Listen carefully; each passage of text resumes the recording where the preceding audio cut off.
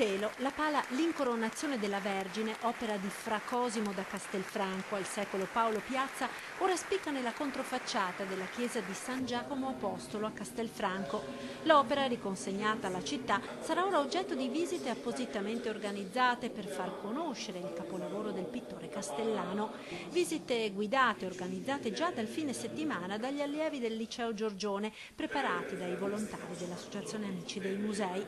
Un percorso che, partendo dal museo, primo polo culturale cittadino, passa per la visita alla Pala del Giorgione per concludersi alla chiesa di San Giacomo, chiesa che con il prezioso coro ligneo ora entra a far parte del circuito culturale cittadino.